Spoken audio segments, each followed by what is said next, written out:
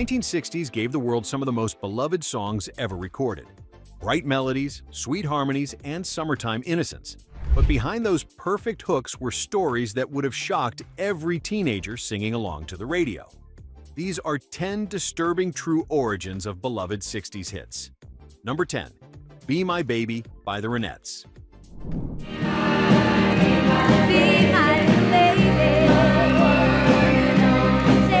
The night Ronnie Bennett walked into Gold Star Studios in Los Angeles, she was 19 years old and about to record one of the greatest love songs of the 20th century. Producer Phil Spector built his legendary wall of sound around her voice. The track hit number 2 on the Billboard Hot 100 in October 1963. Artists from Brian Wilson to Bruce Springsteen have called it the greatest pop record ever made. But Spector was already tightening his grip on the young singer.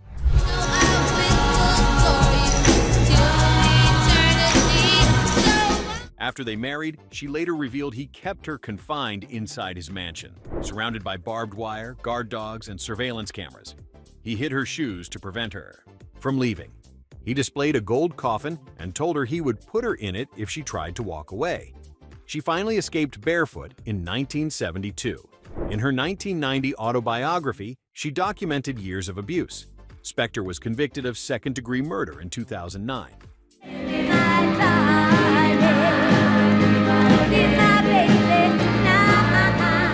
Number 9. Gimme Shelter by the Rolling Stones.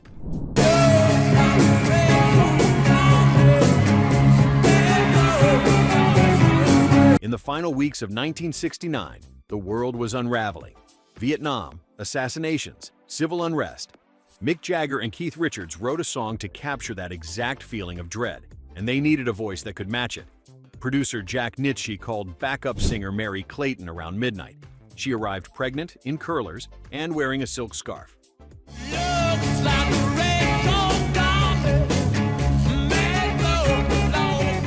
Clayton attacked the vocal with such intensity that her voice cracked on the word murder. The engineers kept it in the final mix. You can hear Jagger whisper in stunned reaction. Clayton later said she suffered a miscarriage not long after that session. She discussed the experience in the 2013 Oscar-winning documentary 20 Feet from AZ, Stardom. The song was ranked number 38 on Rolling Stone's original 500 Greatest Songs of All Time list, later climbing to number 13 on the 2021 revision. Every time that crack echoes through a speaker, it carries the weight of what it cost. Why don't you give me some shelter? Oh, I think I'm gonna fade away. Number 8. Helter, Skelter by the Beatles.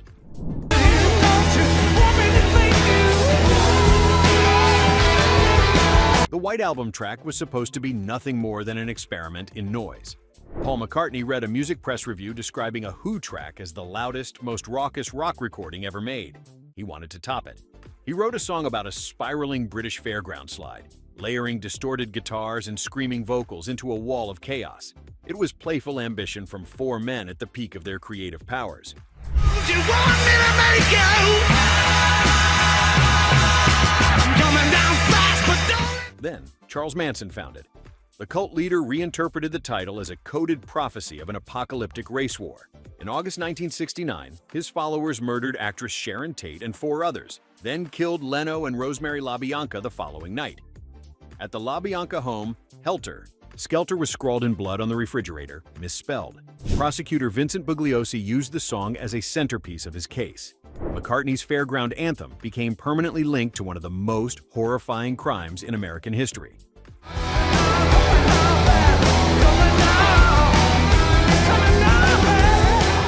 Number 7. Stop in the Name of Love by the Supremes. In the name of love, before you break my... Motown Records operated like a hit factory in 1960s Detroit, and no act rolled off the assembly line more successfully than its flagship girl group. The Holland Dozier Holland songwriting team crafted 5 consecutive #1 singles between 1964 and 1965, including this iconic track. But inside the machine, something cruel was happening to the woman who started it all. In your other love me, but this time before you run to... Florence Ballard founded the group and originally named it The Supremes. Yet Motown chief Berry Gordy systematically pushed her into the background, repositioning Diana Ross as the star. Ballard was forced out in 1967, pressured into signing away her future royalties for a one-time settlement that, after legal fees, left her with almost nothing. She sued Motown and lost. By the early 1970s, the woman who built one of the biggest acts in music history was living on welfare in Detroit. She died on February 22, 1976. She was 32 years old. Hard to be patient, hoping you'll stop this infatuation. Number 6. Good Vibrations by the Beach Boys.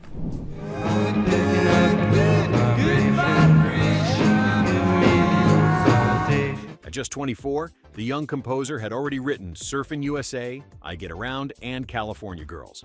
Then he set out to create the most ambitious single ever recorded. Sessions spanned roughly 7 months, 4 different studios, and over 90 hours of tape. The cost exceeded $50,000, making it the most expensive single produced at that time. It hit number 1 in December 1966 in the United States.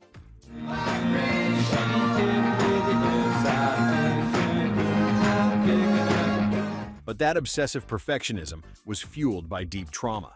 His father, Murray Wilson, had physically abused him throughout childhood, and Brian has said the abuse contributed to hearing loss in his right ear. Heavy psychedelic drug use during the sessions accelerated his mental decline. Murray later sold the Beach Boys' entire song catalog, Sea of Tunes Publishing, for $700,000 in 1969 without his son's consent. That catalog is now worth hundreds of millions. The brightest song of 1966 was composed by a young man losing his grip on reality.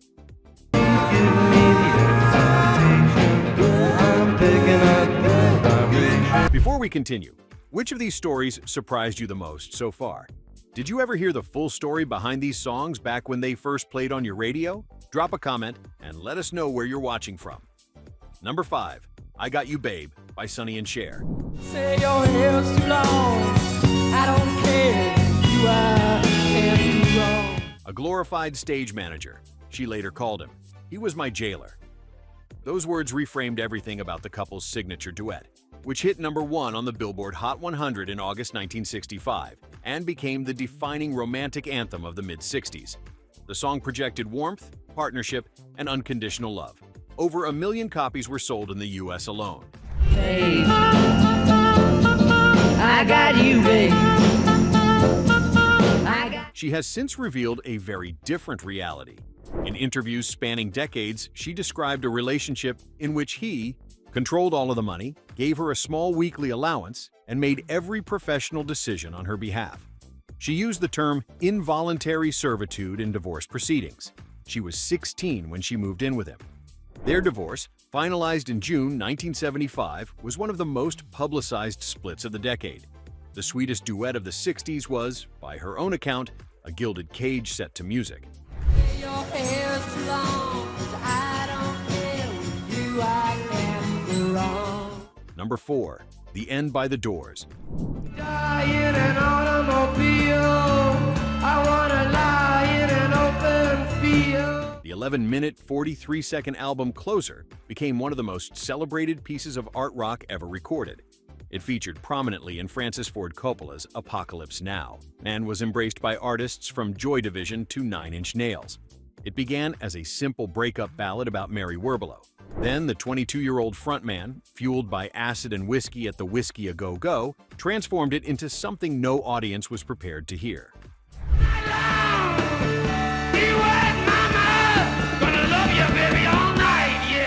During a legendary performance on August 21, 1966, he improvised the Oedipal section for the first time, screaming about wanting to kill his father and assault his mother.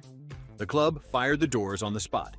His father, George Stephen Morrison, was a naval officer who commanded a carrier division during the Gulf of Tonkin incident and later rose to the rank of Rear Admiral. The young singer told interviewers his parents were dead. They were alive. The rage in that recording was not performance. It was autobiography. All the children are insane. Number 3, California Dreamin' by the Mamas and the Papas.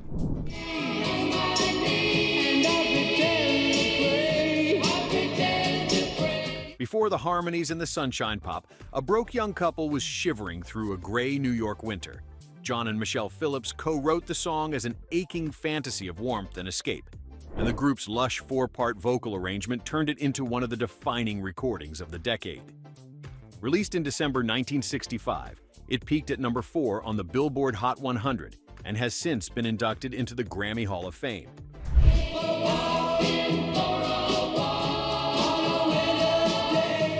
Behind those perfect harmonies, the group was tearing itself apart.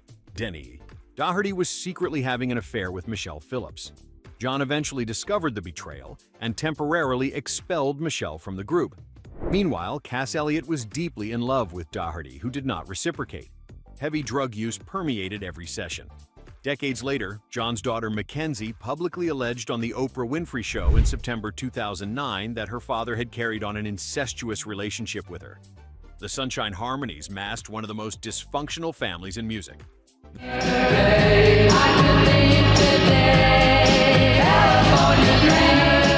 Number 2. Hanky Panky by Tommy James and the Shondells.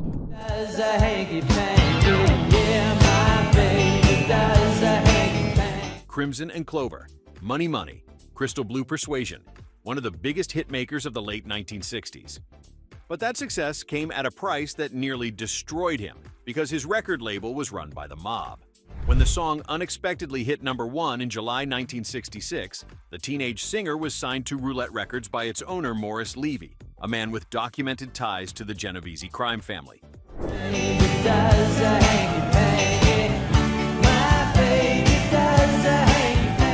He later described walking into meetings and seeing known mobsters in Levy's office. Royalties were skimmed. Threats were commonplace. He felt too afraid to leave the label for years. He detailed the entire experience in his 2010 autobiography, Me, the Mob, and the Music.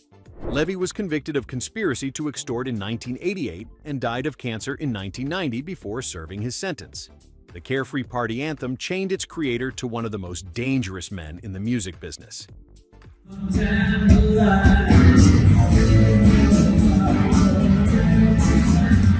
Number 1.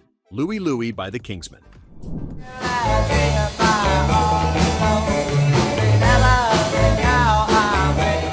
Over 1,600 recorded versions exist worldwide, making it one of the most covered songs in rock and roll history.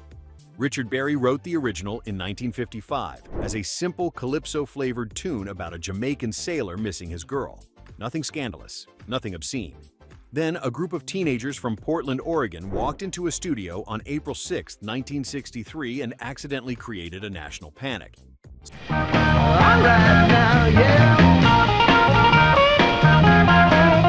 Singer Jack Ely was wearing braces on his teeth and straining upward to reach a boom microphone, suspended too high above him.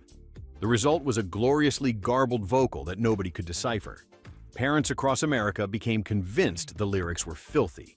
Letters flooded the FBI and the FCC.